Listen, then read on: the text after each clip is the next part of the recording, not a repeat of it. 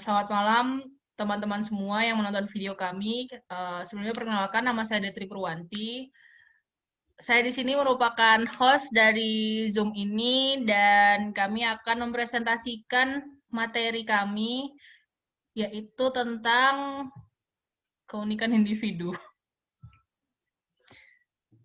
Dengan tokohnya adalah Gordon William Allport.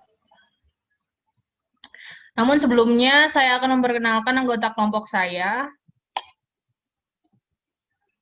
Ini ada Evriani Christine, bisa melambaikan tangan. Yeay. Terus ada Delviana Dwi. Halo. Terus ada Cahyani Wulandari. Ada Alvin Kurnia. Halo, salam dari neraka. Kemudian ada David Natalino.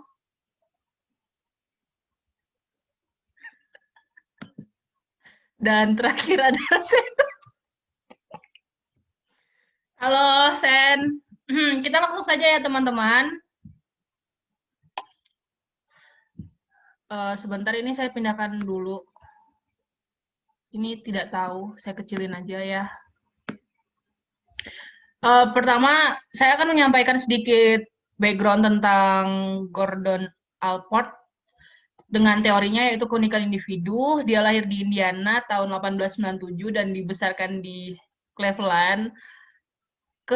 Beliau ini adalah seorang pengajar di beberapa universitas.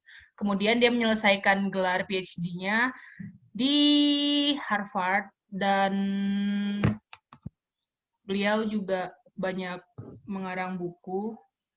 Salah duanya adalah tentang tes AS Reaction Study dan A Study of Value. Mungkin jika teman-teman yang di rumah penasaran dengan background lebih lanjut dari tokoh tersebut, bisa mencari sendiri. Kemudian kita masuk saja di bagian kepribadian. Menurut teori Allport, kepribadian itu adalah organisasi dinamik dalam sistem psikofisik individu yang menentukan penyesuaian yang unik dengan lingkungannya. Selain itu, Allport juga mempertimbangkan untuk tidak memakai istilah karakter dan temperamen. Jadi, Gordon William Allport ini, dia sangat memperhatikan definisi dari kepribadian. Dia membedakan definisi kepribadian dengan istilah karakter dan temperamen. Menurut Allport sendiri, karakter itu tidak sama dengan kepribadian karena baginya kepribadian itu adalah sesuatu yang unik dan dinamis, jadi berubah-ubah. Sedangkan karakter itu lebih cocok untuk sesuatu yang dapat dinilai, seperti misalnya karakter seseorang itu baik, maka dia akan dinilai baik. Seperti itu. Kemudian temperamen itu lebih cocok untuk mendefinisikan sesuatu yang bersifat fisiologis dan menetap secara biologis. Seperti itu, teman-teman. Kemudian ada struktur kepribadian. Di struktur kepribadian ini ada 4, yaitu ada trait, terus ada trait habit, attitude, terus yang ketiga ada trait dan konsistensi pribadi, dan ada proprium. Sebelumnya, Allport ini menolak tentang teori atau pandangan psikoanalisa karena menurut dia kepribadian itu didasari oleh motivasi yang kemudian motivasi itu membuat diri individu bergerak maju.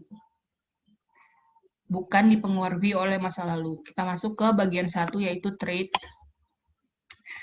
Trait atau sifat adalah struktur neopsikis yang membimbing orang bertingkah laku. Sifat-sifat trait itu ada nyata, ekuivalen, dapat mengubah, terus juga empirik dan relatif. Terus ada 2 trait, yaitu ada trait umum dan trait individual. Trait umum itu sifat-sifat yang dimiliki bersama oleh banyak orang. Sedangkan trait individual itu manifestasi trait umum pada diri seseorang. Jadi trait umum itu dapat dijumpai di banyak orang karena dia umum. Sedangkan trait individual itu sebagai manifestasi atau gambaran dari gambaran umum pada diri seseorang. Kemudian saya lanjutkan, di dalam trait itu ada beberapa disposisi. Ada 3 tingkatan disposisi dalam trait, yaitu ada kardinal, sentral, dan sekunder. Pada tingkatan kardinal, yaitu trait memiliki luar biasa khas, hanya dimiliki sedikit orang. Maksudnya di sini adalah trait itu menjadi trait yang paling langka. Sebagai contoh, misalnya seseorang memiliki trait yang narsistik. Jadi itu hanya dimiliki oleh dia sendiri dan jarang orang lain miliki. Seperti itu. Maka dari itu, trait kardinal disebut luar biasa khas.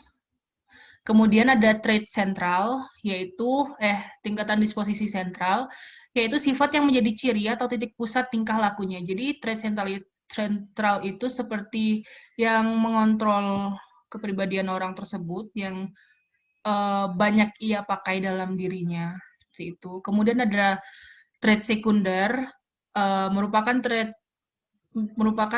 tingkat disposisi trait yang tidak umum dan kurang penting, dipakai saat kesempatan khusus. Maksudnya adalah sifat atau trait ini dimiliki seseorang tetapi tidak terlalu penting atau dimunculkan hanya saat dalam keadaan tertentu. Contohnya seseorang K-popers dapat tiba-tiba memunculkan trait yang sangat agresif dan marah jika idolnya diserang atau dihina. Sedangkan dia sendiri di trait sentralnya tidak terlalu menunjukkan adanya sifat agresivitas. Kemudian kita balik lagi. Kemudian nomor 2 ada trait, habit, dan attitude. Bagian ini akan dijelaskan oleh teman saya, yaitu Evriani Christine.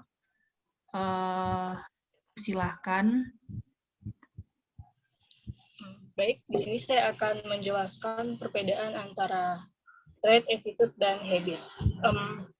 Alport dalam menjelaskan struktur kepribadian juga menjelaskan perbedaan antara trait, attitude, dan habit. Ketiga hal ini memiliki saling ketergantungan antara satu sama lain, yaitu merupakan kecenderungan atau predisposisi yang dapat mendorong munculnya tingkah laku seseorang. Baik, saya akan menjelaskan sedikit terkait perbedaannya. Yang pertama yaitu trait. Trait atau sifat adalah predisposisi atau kecenderungan secara umum yang dimiliki oleh seseorang dalam merespon suatu stimulus atau situasi yang mirip. Selanjutnya ialah habit. Habit atau kebiasaan adalah kecenderungan yang bersifat lebih khusus dalam merespon suatu situasi atau stimulus. Jadi, bedanya antara trait dan habit ini, kalau trait bersifat lebih umum, sedangkan habit adalah kecenderungan respon seseorang yang bersifat lebih khusus. Sedangkan attitude atau sikap adalah suatu kecenderungan untuk merespon stimulus dengan cara tertentu terhadap situasi yang dihadapi. Dari ketiga hal ini, yaitu trait, habit, dan attitude, nantinya akan terangkum atau menjadi satu kesatuan yang disebut dengan superordinasi, atau istilahnya yaitu type. Selanjutnya, saya akan menjelaskan terkait next, Mbak.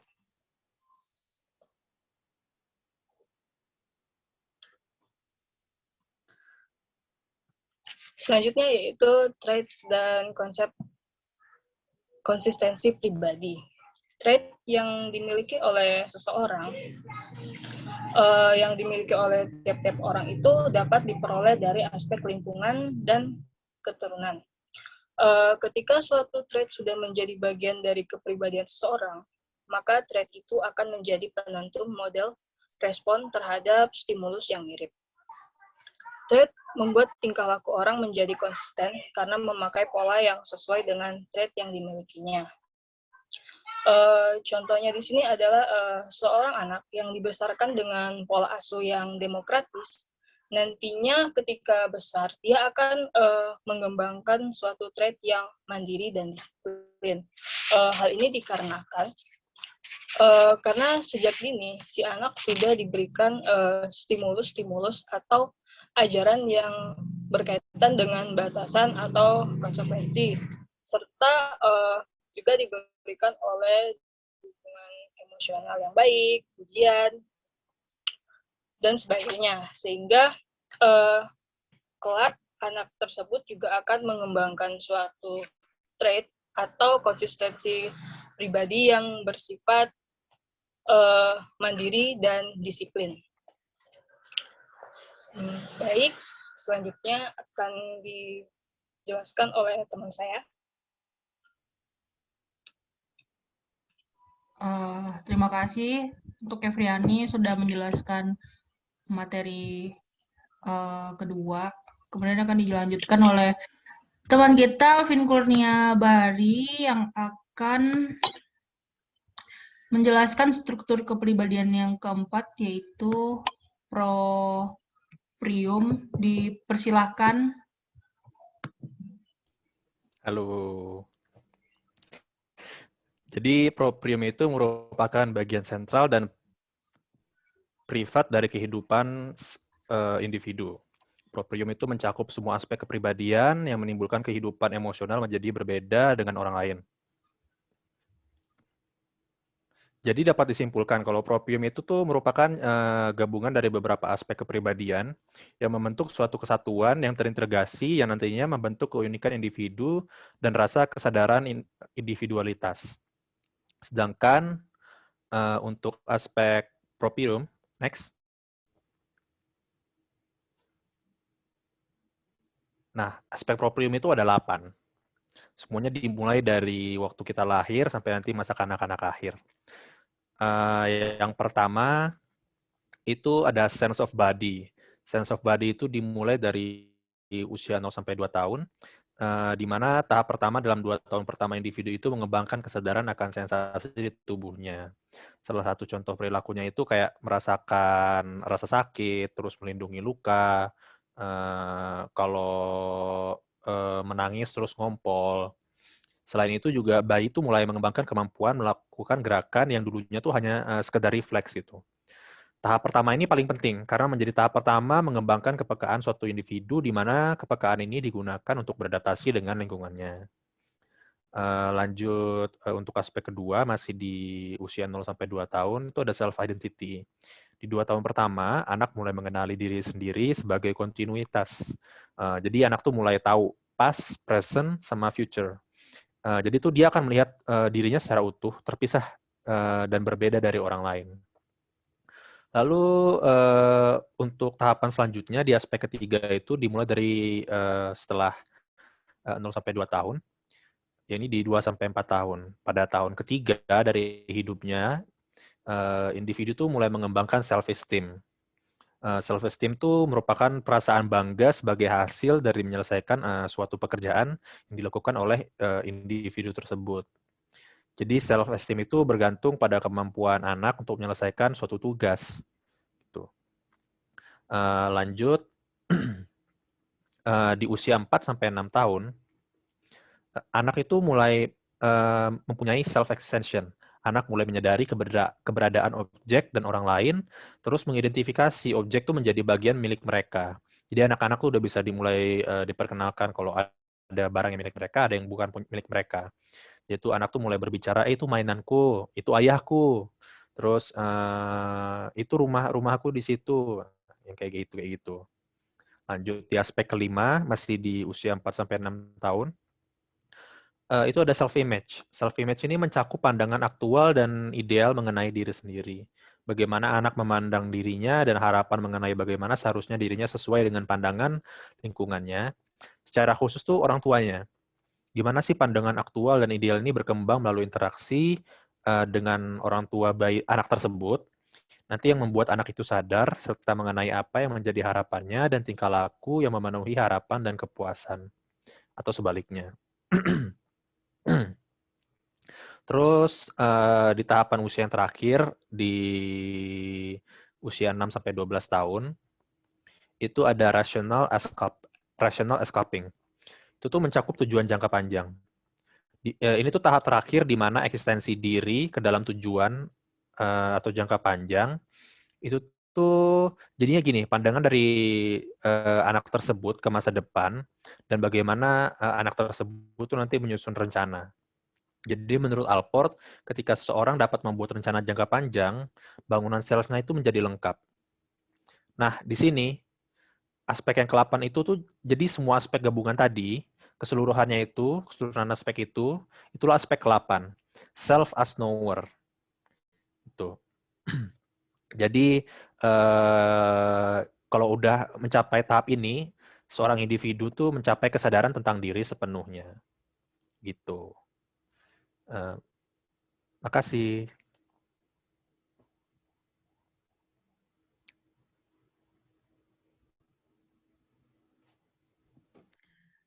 Baik, itu tadi ada 4.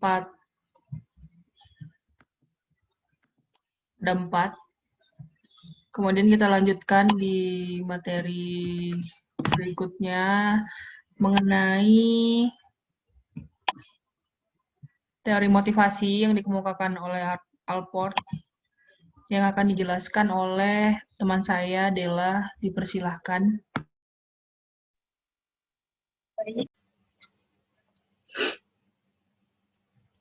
Baik, di sini saya akan menjelaskan tentang teori motivasi Alport, di mana Alport meyakini bahwa tingkah laku seseorang adalah sesuatu yang terus-menerus bergerak, sehingga konsep utamanya adalah motivasi yang membuat orang terus bergerak. Teori motivasi Alport menekankan pada pentingnya motivasi yang disadari dan secara fungsional tidak bergantung pada motif awal mereka. Selanjutnya, ciri motivasi menurut Alport ada 2, yaitu menolak masa lalu sebagai elemen penting dari motivasi, dan yang kedua, pentingnya proses kognitif seperti tujuan dan perencanaan sebagai dasar dari motivasi. Selanjutnya, terdapat 3 motif-motif menurut Alport. Yang pertama, fungsional autonomi, yaitu motivasi individu di masa sekarang bersifat independen atau tidak terikat dengan masa lalu. Yang kedua, perseveratif fungsional autonomi, yaitu perilaku yang dilakukan tidak lagi berdasarkan alasan awalnya, tetapi karena terbiasa atau habit, atau kecenderungan suatu pengalaman yang mempengaruhi pengalaman berikutnya.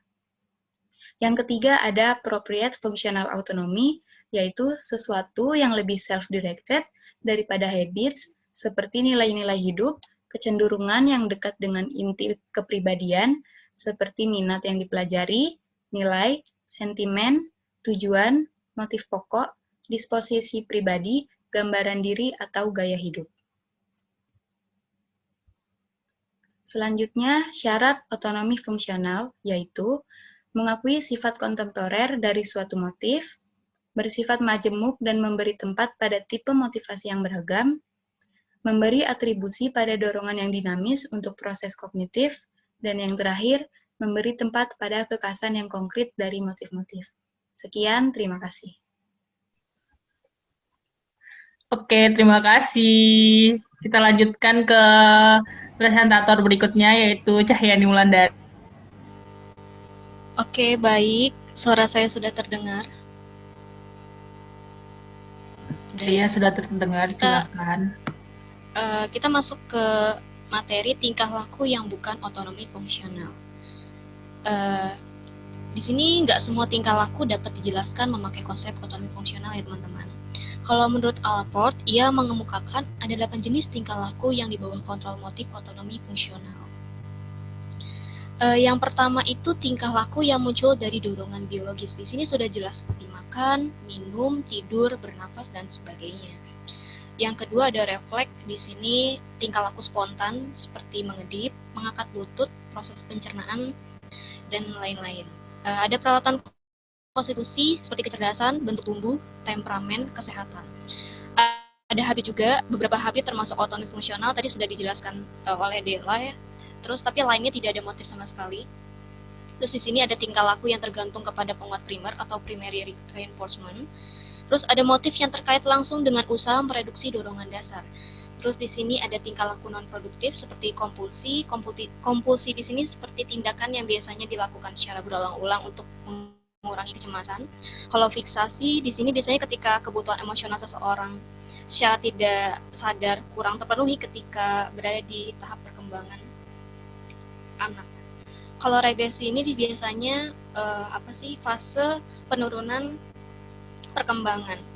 Kalau sublimasi di sini, kalau motif yang asli disublimasikan ke motif yang lain. Di sini maksudnya, contohnya perilaku yang primitif beralih ke perilaku yang bisa diterima secara norma dan adab. Oke, next kita lanjut ke prinsip-prinsip otonomi appropriate. Next, Dad. Di sini ada prinsip-prinsip otonomi appropriate. Otonomi fungsional appropriate ini kan bisa dipahami berdasarkan prinsip kerjanya ya teman-teman. Prinsip kerja yang pertama di sini ada organizing the energy level atau kita disebut sebagai mengorganisir tingkat energi. Nah, prinsip kerja yang pertama ini tuh dia nggak ngejelasin bagaimana motif seseorang itu bisa berkembang, tapi ia ngejelasin bahwasannya motif itu muncul ketika kita ingin menggunakan energi kita untuk hal yang bermanfaat untuk diri kita gitu.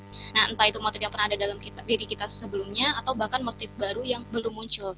Nah, contohnya misalkan kita nih pisah dari keluarga kita entah karena urusan ngerantau karena kuliah, karena pekerjaan atau mungkin karena keluarganya broken home yang mengharuskan dia pisah dengan keluarga gitu kan, terus mengharuskan dia untuk hidup mandiri. Nah, di mana dia harus hidup mandiri itu kan disitulah muncul motif yang mengharuskan dia untuk melakukan motif yang baik gitu untuk diri dia gitu. Entah motifnya pernah dia rasakan sebelumnya atau motif baru yang belum pernah dia rasakan sebelumnya.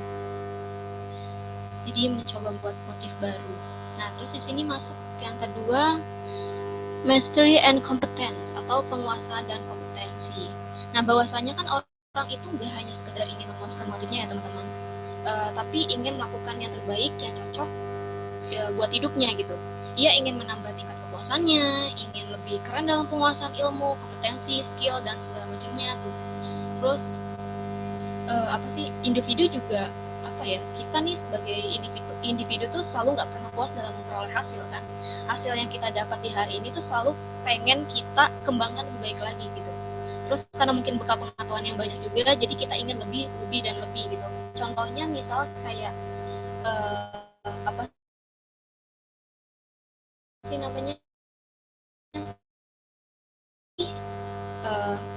waktu SMA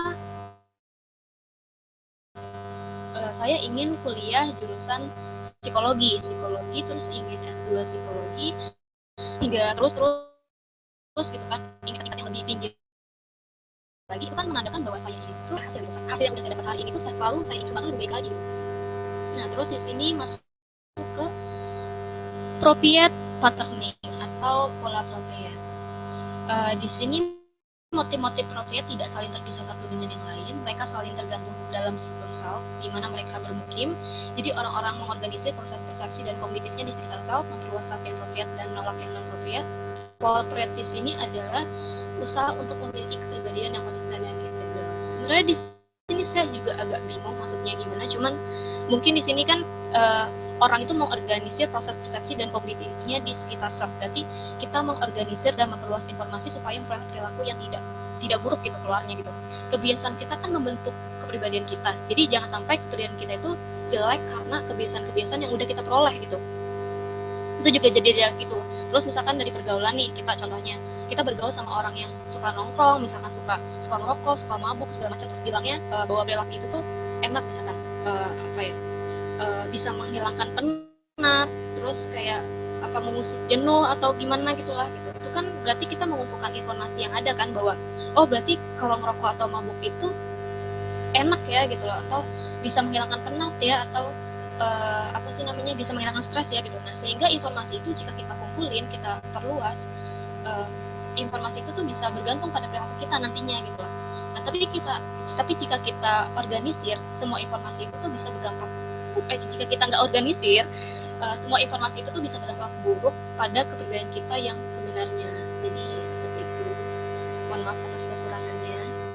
Ya, terima kasih Mbak Dekri, bisa dilanjutkan. Terima kasih atas penjelasannya Mbak Cahyani. Kemudian teman-teman akan kita lanjutkan ke materi yang berikutnya. Akan dijelaskan oleh Mas Sena. Masih berlanjut di bagian materi Cahyani tadi tentang maksudnya materi Dela tentang motivasi. Dipersilahkan.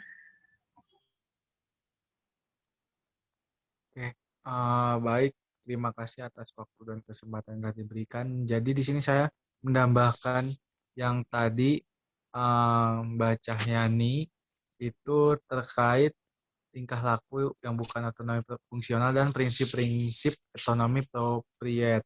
Nah, di sini saya akan menjelaskan tentang hubungan otonomi fungsional dengan motivasi masa lalu. Nah, otonomi fungsional itu memandang motif orang dewasa beraneka ragam. Nah, mandiri sebagai sistem yang kontemporer, berkembang dari sistem antecedent, tetapi secara fungsi itu tidak bergantung kepada sistem. Nah, artinya itu suatu tingkah laku dapat merupakan tujuan akhir dari tingkah laku itu sendiri, walaupun awalnya memiliki tujuan lain. Misalnya, perilaku membaca awalnya memiliki tujuan agar dapat memahami sesuatu. Nah, ini yang disebut prinsip sederhana. Namun, kemudian perilaku membaca menjadi otonom. Nah, perilaku membaca dilakukan karena orang hanya ingin membaca atau merasa puas setelah dapat membaca. Nah, selanjutnya itu banyak tingkah laku orang dewasa yang tetap terjadi karena prinsip sederhana. Namun, kematangan seseorang diukur dari seberapa jauh motivasi menjadi fungsional otonom. Nah, selanjutnya saya akan menjelaskan tentang motivasi sadar dan tak sadar. Nah, motivasi sadar itu adalah sesuatu motif atau tujuan seseorang pada saat dalam keadaan dia itu sepenuhnya sadar. Nah, contoh nih, misal dari teman-teman itu mempunyai tujuan yang jelas. Dalam tujuan itu mempunyai alasan. Saya misal seperti harus mendapatkan nilai yang tinggi seperti itu. Nah, dari situ kan ada motivasi yang harus dikembangkan dari dalam diri sendiri. Nah, motivasi itu karena dari tujuan awal itu sudah terstruktur sedemikian rupa, maka itu bisa disebut adalah motivasi secara sadar. Nah, bedanya dengan motivasi tidak sadar, ada contoh pada saat teman-teman itu ingin menggapai suatu tujuan, tapi dari faktor-faktor yang menentukan tersebutlah yang menjadi motivasi tidak sadar. Semisal itu teman-teman ingin membeli sesuatu, kan contoh ingin membeli jam tangan. Nah, secara tidak sadar dari teman-teman itu di kondisi itu ternyata sedang mendapatkan rezeki. Nah, dari situ tuh kan tiba-tiba teman-teman tuh mendapatkan rezeki nih. Ah, ya udah nih, udah secara tidak sadar karena adanya rezeki itu dijadikan motivasi yang tidak sadar. Seperti itu teman-teman contohnya. Kait motivasi sadar dan tidak sadar. Mungkin bisa di next kan, Mbak Devi? Iya, untuk materi Mas Sena hanya seperti itu, tidak ada next slide. Terima kasih Mas Sena sudah menjelaskan. Kita ke materi terakhir yaitu tentang perkembangan akan dijelaskan oleh Mas David. Dipersilakan untuk Mas David. Terima kasih, Detri. Untuk selanjutnya itu adalah tahap perkembangan. Jadi menurut konten itu tahap perkembangan kepribadian itu ada 3, yaitu ada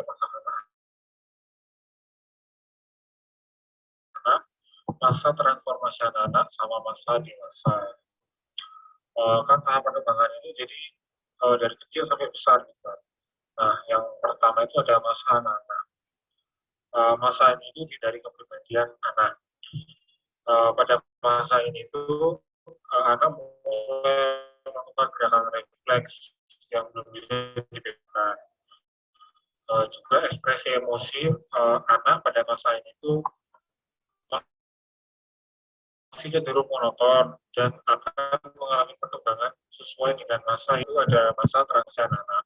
Pada masa ini perkembangan kepribadian seseorang akan terlihat dari ada beberapa faktor, yaitu ada diferensiasi, kesadaran atau sugesti, harga diri, inferioritas atau kompensasi, mekanisme psikoanalitis, motor fungsional, real pandangan hidup.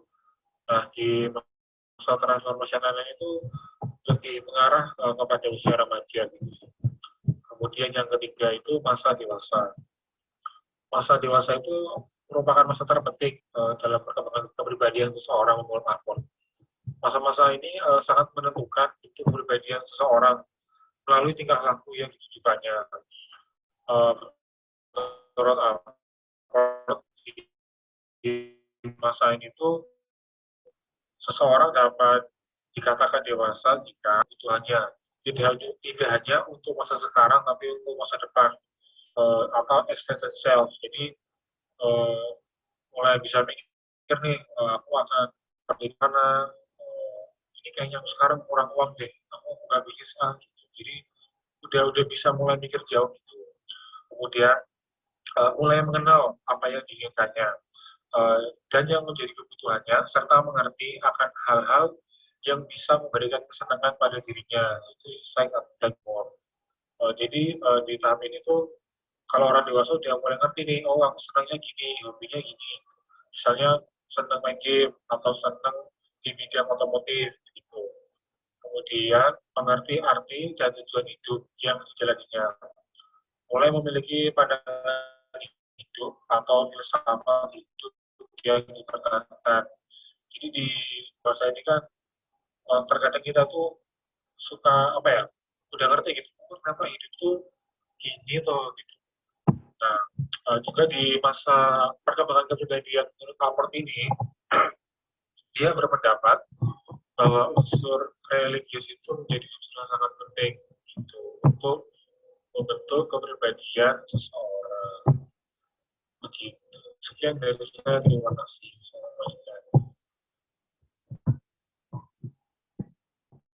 Terima kasih untuk Mas David atas penjelasannya dan juga teman-teman sekalian.